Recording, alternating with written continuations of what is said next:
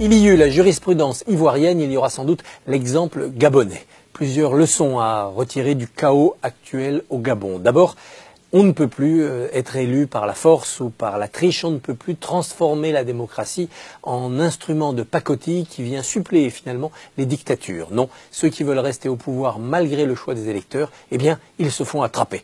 Parce qu'il y a de la transparence, il y a Internet, il y a des réseaux sociaux, des observateurs internationaux, il y a un monde médiatisé et cela devient de plus en plus difficile pour les tricheurs et les escrocs du pouvoir de se maintenir. En toute évidence, Ali Bongo est de cette catégorie. Ensuite, il y a une autre leçon plus inquiétante pour nous, Français. La France-Afrique n'est plus ce qu'elle était, et c'est tant mieux. C'était un surjon du passé colonial, mais pour l'instant, rien de bien clair n'a remplacé la France-Afrique. On voit bien qu'aujourd'hui, Paris est à la fois ennuyé, inquiet de la situation au Gabon, ne veut pas mettre sa tutelle de manière trop visible, et tout de même, en dessous, essaye de tirer les ficelles pour trouver une issue.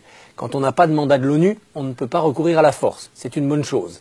Quand il n'y a pas de nécessité de demander un mandat de l'ONU, comment fait-on?